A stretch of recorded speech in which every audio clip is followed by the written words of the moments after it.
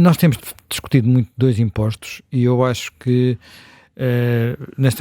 temos que ter uma perspectiva, que é a perspectiva de saber se vale a pena arriscar ir para eleições. Eu não falo da perspectiva dos partidos, porque cada um dos partidos pode ter o seu cálculo político, o seu cálculo partidário. Falo da perspectiva de quem acha que isto não vai lá se não esclarecermos a vontade dos portugueses.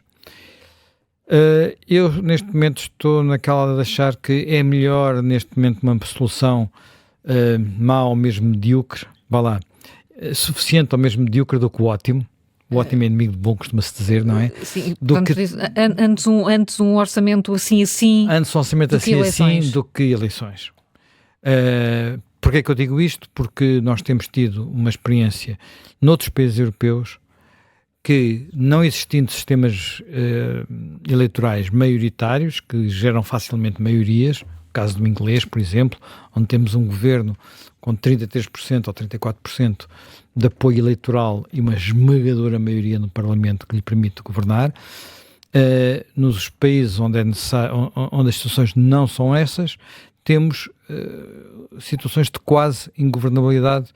Em França, neste momento é a situação mais complicada, em Espanha, quer dizer, e muitas vezes porque houve alguém que arriscou, o caso francês é muito óbvio, não é? Alguém arriscou, e eu não vejo em Portugal muitos sinais de que isto ficasse muito diferente se fôssemos para eleições, diferente num sentido ou no outro, não consigo ver esses sinais. Portanto, olha, vamos tentar ver se isto se aguenta mais um bocado, assim, são 2 anos, talvez permita perceber se algumas das coisas funcionam, mas algumas das coisas têm que funcionar, têm que ser permitidas, por assim dizer, pelas oposições, porque senão chegamos ao momento das eleições e os eleitores não vão ter o que avaliar, no sentido de se o governo for um governo das oposições, está-se a votar o quê na altura do voto.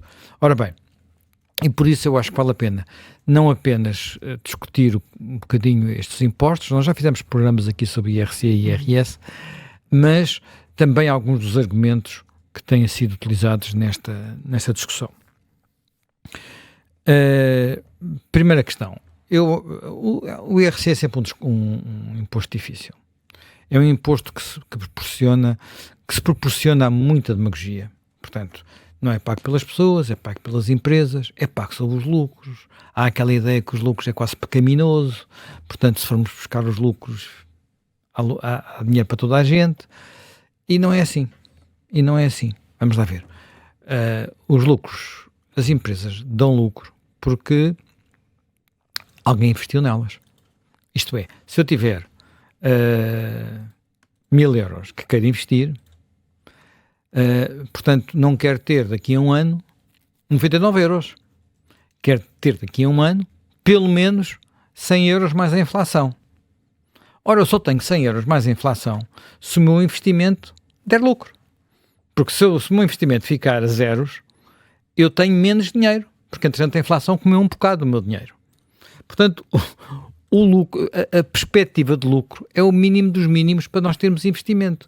E se nós não tivermos investimento, quer dizer, o lucro não é um roubo, o lucro é a motivação da atividade, quer dizer, esta coisa antiga que vem desde, enfim, houve alturas em que era até proibido pela religião,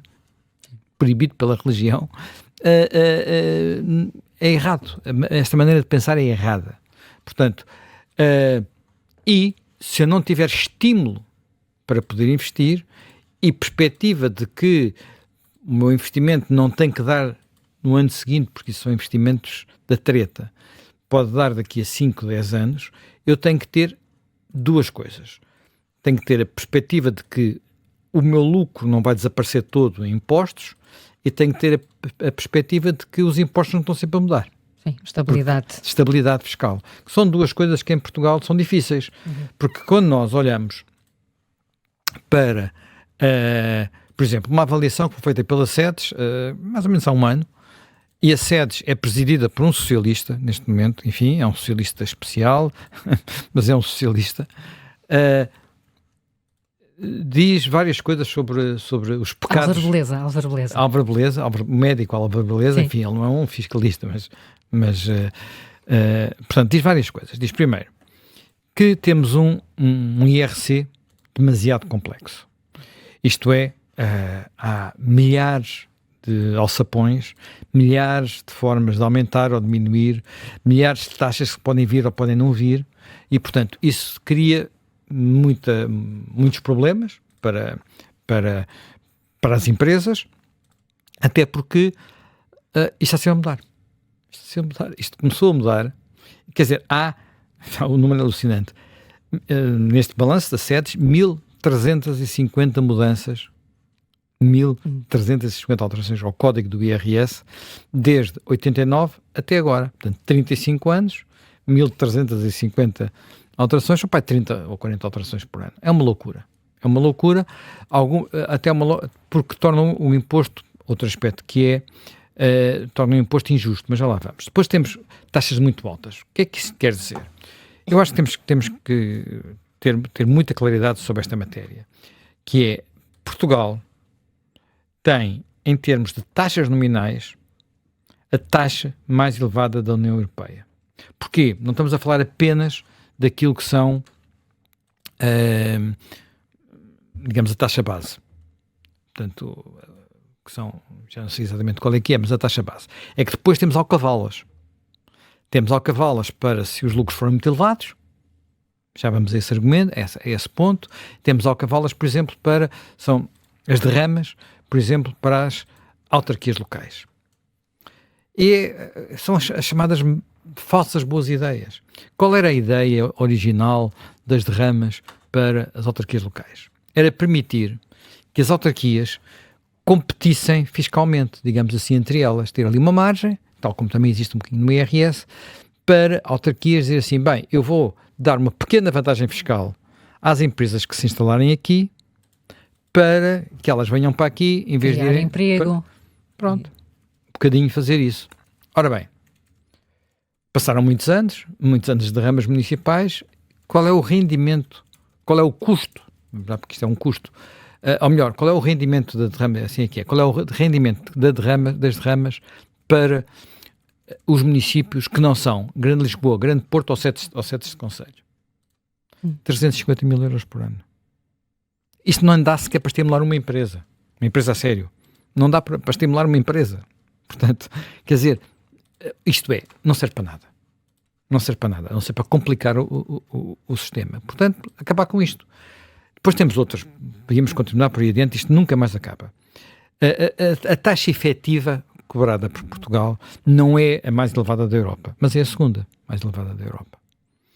E nós estamos num ponto em que isto é quase 3 vezes mais, não é 2 vezes mais, é quase 3 vezes mais do que as taxas cobradas em alguns países europeus. Enfim, o mais famoso de todos é a Irlanda, que tem uma política não só de taxas baixas, como de estabilidade fiscal. E consegue investimentos brutais que lhe permitiram uma transformação radical. A Irlanda era um dos países mais pobres da Europa, historicamente um dos mais pobres da Europa, hoje é um dos mais ricos. Quem foi a Dublin ou foi à Irlanda há 30 anos e vai hoje, são mundos diferentes. Mundos diferentes. E não é por ter lá muitos turistas como tem em Lisboa. Não é só por ter transformado por causa disso. E depois há outra coisa que eu acho que é uma das questões que está precisamente em causa nesta discussão que estamos a ter, que é a questão das taxas progressivas. O IRC, por definição, pela própria filosofia do imposto que é, não devia ter taxas planas e, quando muito, para questões muito particulares, transição energética, coisas desse género. Quer dizer, objetivos políticos de muito curto prazo, podia aqui ou acolá ter um benefício fiscal.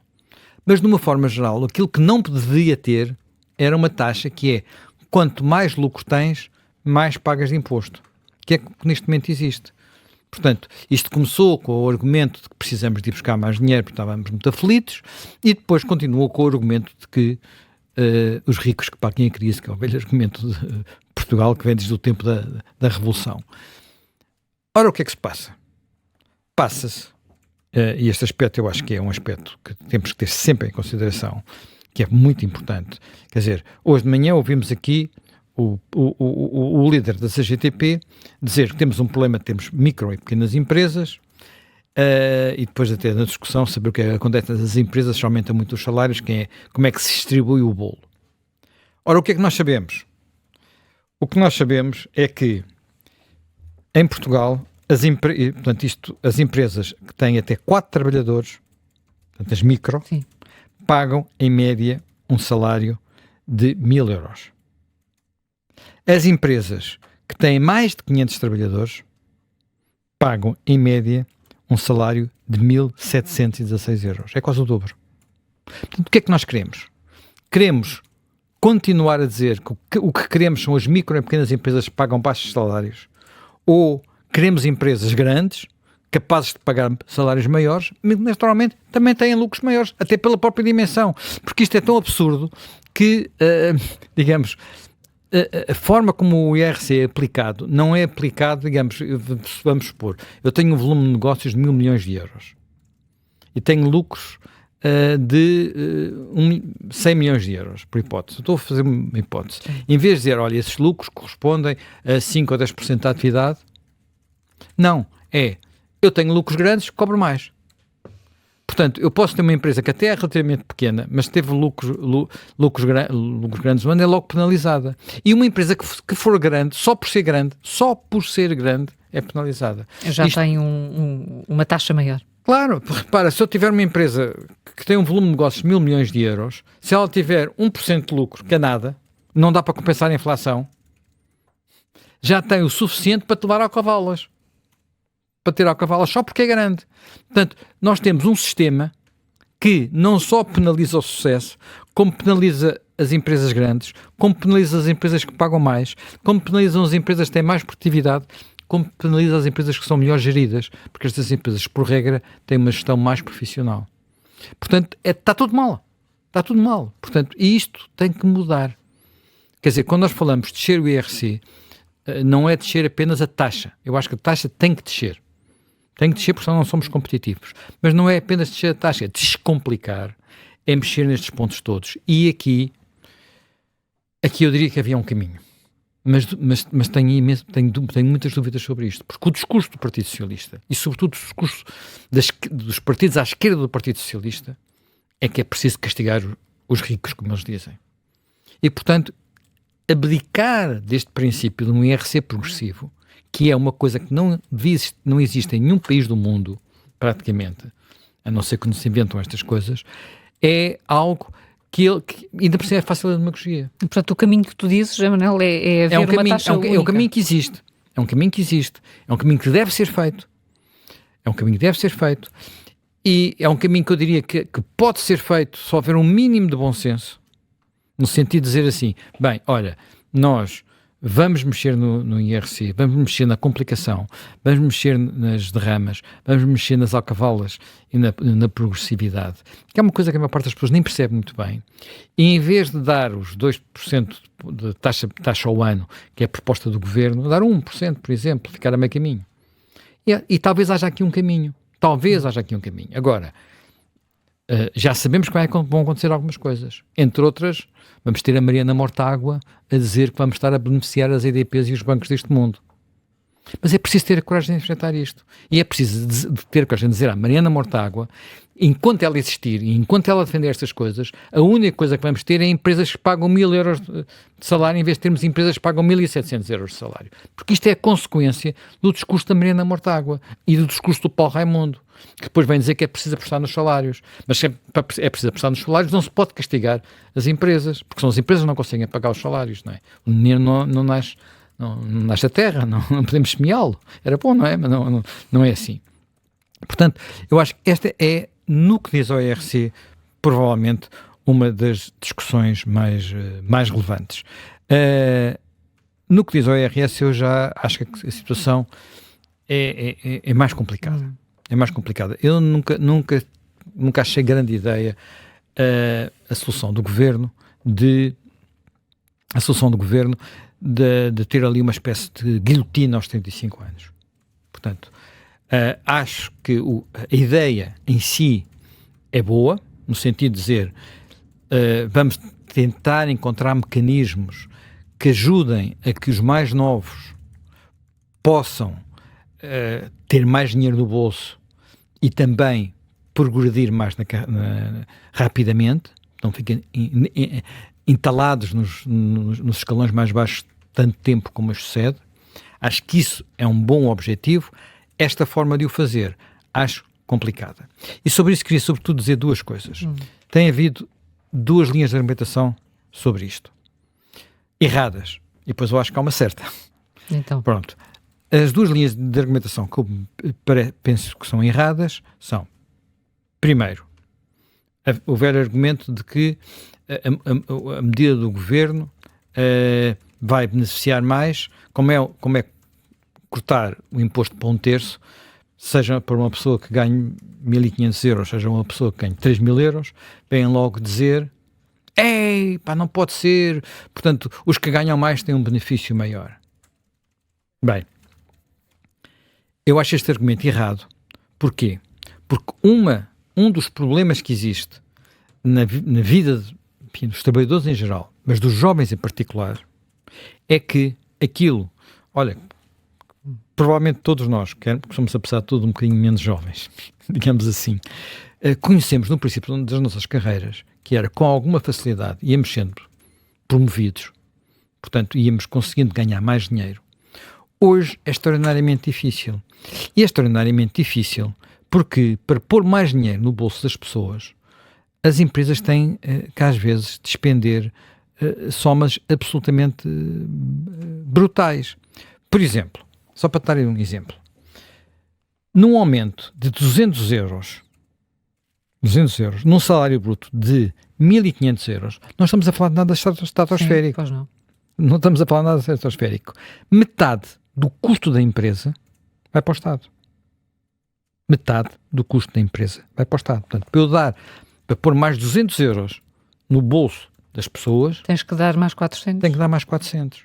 E isto é uma das grandes limitações a que haja progressão. Porque se eu tivesse falado de dar mais 250, pronto, ok, tudo bem, é a segurança social, tem que compensar e tal. Agora, o dobro. E quando vamos para cima, é pior ainda. Conforme vamos andando para cima, tudo isto se complica ainda mais.